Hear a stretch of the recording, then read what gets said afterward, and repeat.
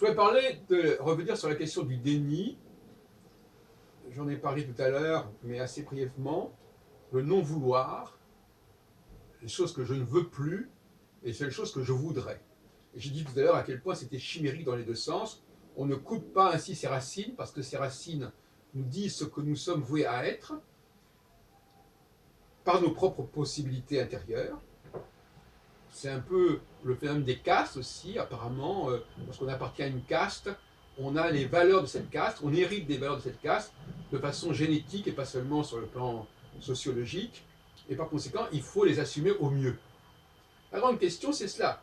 Assumons au mieux notre héritage, plutôt que d'aller chercher, par mimétisme, rejeter cet héritage pour aller nous installer dans un autre lieu, pour aller glaner ailleurs et pour en fin de compte jouer un peu le coucou qui s'installe dans le nid des autres. Bon. Alors, j'ai dit aussi que les fantasmes pouvaient créer un lien. La plupart des groupes qui existent sont des groupes qui sont constitués de personnes qui ont des points communs. Ce ne sont pas les points communs que le groupe a mis en avant au départ, mais c'est les points communs qui se sont cristallisés au bout d'un certain temps. J'ai déjà dit le spectacle assez navrant de certaines salles de cinéma, je ne nommerai pas, où l'on voit des personnes, par exemple, qui sont un petit peu à la rue et qui donc se payent un truc illimité à 8 ou 20 euros par mois et qui passent toute leur soirée au show dans des salles de cinéma et qui se ressemblent beaucoup par leur habillement, par leur allure, etc. C'est vrai pour des petites salles de cinéma, mais c'est vrai pour des salles plus importantes, plus ambitieuses. Je pense notamment au Forum des images, qui, au fond, devient une sorte d'asile de nuit presque, on pourrait dire. Si jamais il y avait des salles de cinéma qui étaient ouvertes la nuit, on aurait comme ça, on résoudrait certains problèmes de logement quelque part. Donc, et alors, l'autre jour, quelqu'un me disait, de manière un petit peu insidieuse, me disait, mais tous les psychologues sont un petit peu bizarres. Et je me suis dit, mais pourquoi pas? Pourquoi pas? Pourquoi on n'aurait pas le droit de généraliser sur ce qui se passe dans un certain milieu? Là, je ne suis pas en train de parler de génétique, etc. Je parle de ce qui se passe dans un certain groupe, dans un certain lieu. Et pourquoi, à un moment donné, des gens assez semblables se rejoindraient, se retrouveraient dans tous les sens du terme. C'est vrai aussi, par exemple, pour la Cinémathèque, la Cinémathèque de Bercy, dont je me suis demandé si elle n'attirait pas des hommes qui seraient un tout petit peu, disons, dans une recherche de se retrouver entre eux, si vous voyez ce que je veux dire. Et ça n'est rien d'impossible sociologiquement. C'est une hypothèse qui n'est pas du tout absurde. Vous savez que j'aime bien les généralités. Je suis un avocat des généralités à tout point de vue. J'apprécie les généralités vues de l'extérieur. J'apprécie qu'un groupe soit renvoyé par une image extérieure. C'est d'ailleurs l'un des grands intérêts de la sociodiversité, c'est que chaque groupe de l'ensemble étatique renvoie à un autre groupe et donc éclaire l'autre groupe. Je trouve ça tout à fait sain, même si c'est parfois caricatural, même si c'est très général. Les généralités, comme dirait l'autre, il n'y a de science que du général, donc moi je ne vois pas d'inconvénient. Et c'est vrai qu'au sein de son propre groupe, on a beaucoup de mal à faire des généralités. Parce que dès qu'on parle de son propre groupe, on se perd dans un tas de détails qui sont hyper importants à un certain niveau et qui finalement sont secondaires à un autre niveau. Bon, donc le groupe est-il capable de parler de lui-même? Ça, c'est pas du tout évident.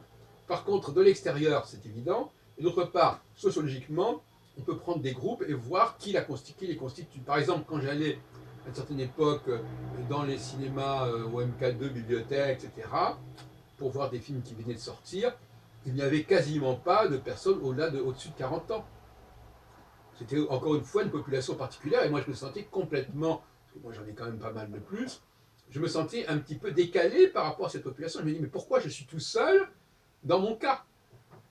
Et il y a bien des gens comme ça qui se disent, mais pourquoi je suis tout seul dans mon cas, au sein de ce groupe? Pourquoi ce groupe, pourquoi cette salle de cinéma qui est vouée à faire passer des films d'exclusivité, pourquoi est-elle à 95% fréquentée par des personnes entre 20 et 40 ans? Pourquoi? Et là, il y a un problème visuel. On n'a pas le profil. Hein. Et les gens aiment, vous connaissez la fameuse problème, qui se ressemblent, s'assemblent. À un moment donné, il y a un cercle vicieux qui fait que, ou heureux si on préfère, qui fait que les gens qui se ressemblent aiment se retrouver entre eux, et ceux qui ne se ressemblent pas, eh ben, ils ne viennent pas. Donc, pour revenir à la question des psychologues, on ne peut pas exclure que, notamment au niveau des études de psychologie, parce que tout se joue quand même au niveau de la formation, que ça attire des gens qui ont un certain profil, qui ont un certain problème, qui ont une certaine motivation. Alors c'est un peu paradoxal, mais c'est vrai aussi pour les astrologues probablement, et pour les thérapeutes en général, à savoir, ce sont des gens qui ont eux-mêmes des problèmes, qui attendent de ces savoirs des solutions pour leurs problèmes, mais qui ensuite, dans un deuxième temps, vont prétendre pouvoir aider les autres.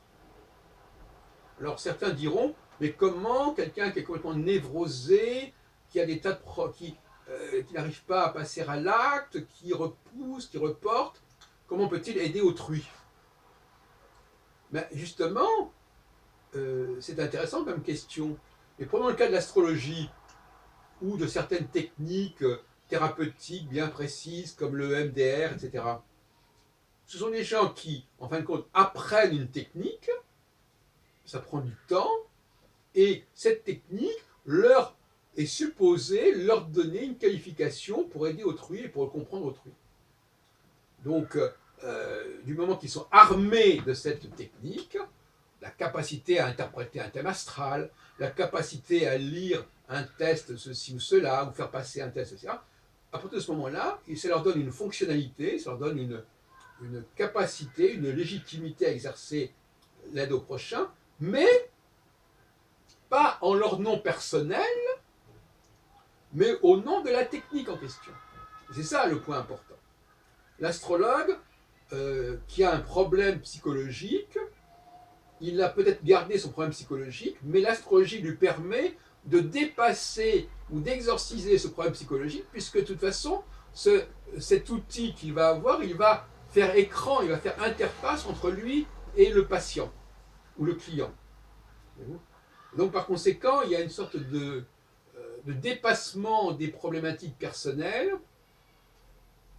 de neutralisation de ces problématiques par le truchement de techniques d'interprétation, de lecture de certains processus, de certains protocoles, qui va faire que la personne, aussi perturbée soit-elle, va considérer que cette technique qu'elle a acquise, ou ces techniques qu'elle a acquises, vont lui permettre d'œuvrer de manière heureuse auprès des gens qui viendront la voir.